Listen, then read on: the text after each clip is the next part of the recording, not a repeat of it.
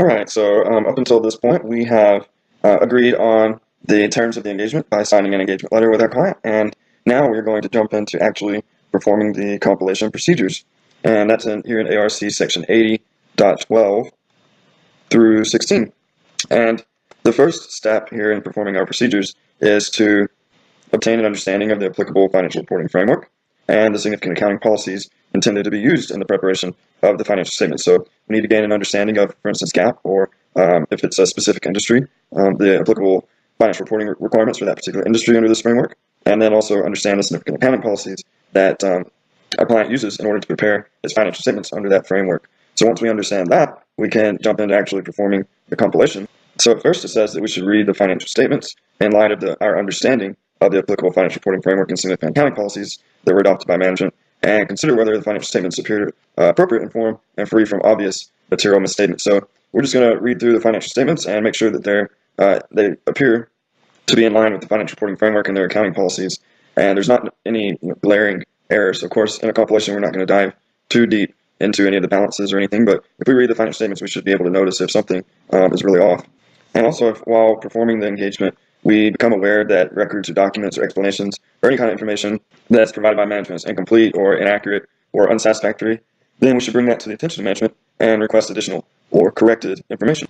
So we're not seeking out any inaccurate or incomplete information. It's just if it just so happens that we come across some through performing our procedures in this compilation, then we should try to get that corrected, or at least bring it to the attention of management and request reliable information. And also, if we become aware during the course of the engagement, these three items, then we should propose a revision to management. So if we find these things, for instance, if the financial statements don't adequately refer to or describe the applicable financial reporting framework, or if revisions to the financial statements are required for them to be in accordance with the applicable financial reporting framework, or the financial statements are misleading, if any of those are obvious to us, then we should propose that management revise them. Also, we have some situations here that we might decide to withdraw from the engagement and let management know the reasons for why we withdrew. And that might be if we're unable to complete the engagement because management failed to provide us the information that we needed, or management doesn't make the appropriate revisions that we requested here. It doesn't disclose the departures in the financial statements, and we determined that we wouldn't disclose the departures in the accountant's compilation report. So in summary, the primary procedures of performing a compilation engagement are to gain an understanding of the financial reporting framework and the significant accounting policies that were used to prepare the financial. Then read the financial statements to see if there's any glaring departures from the financial reporting framework. And then we noticed in our read through and our review of other documents that the financial statements don't adequately refer to the financial reporting framework, or that the financial statements aren't in accordance with the framework and management refused to revise them, or if the financial statements are misleading, then we should propose revisions to the financial statements that management should correct. And if it turns out that we're not able to get enough information to get comfortable that the financial statements are in accordance with the applicable financial reporting framework, or management refuses to make the revisions that we suggested, and we don't disclose those departures in the accountant's compilation report, then we need to withdraw from the engagement. So we've got some more details for each of these items here in the explanatory material at 17, 18, 19, 20 through 21, and 23. So let's go down to 17 through 23 and get some more details on how to perform our compilation procedures.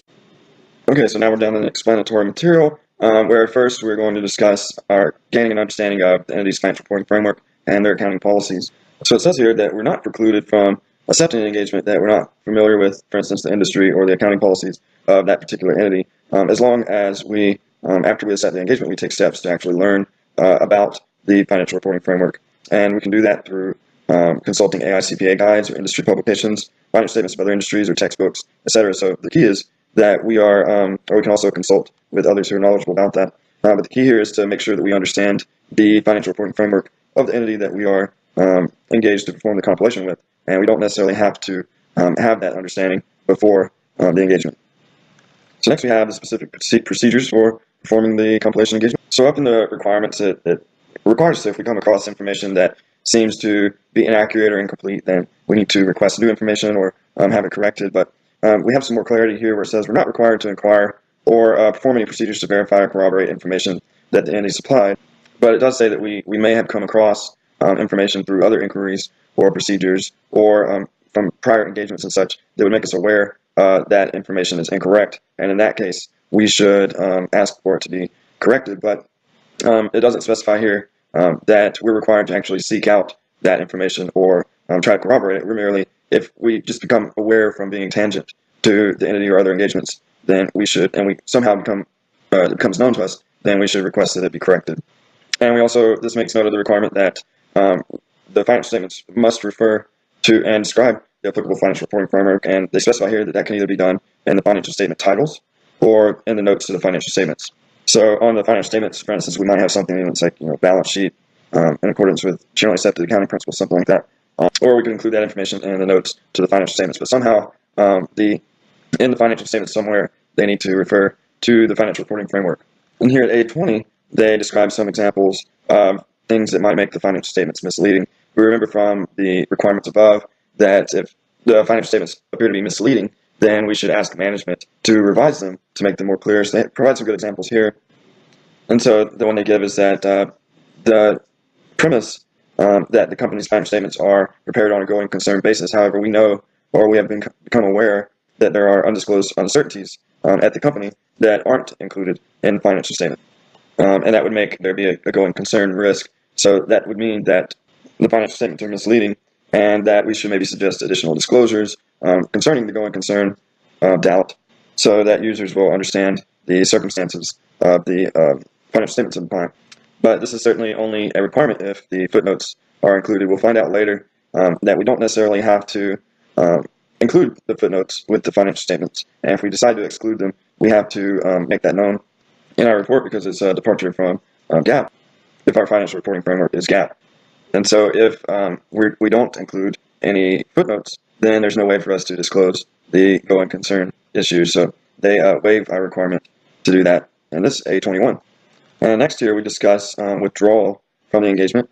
We remember that we should withdraw if we can't get enough information to perform our engagement or if management refuses to make the revisions that we suggested.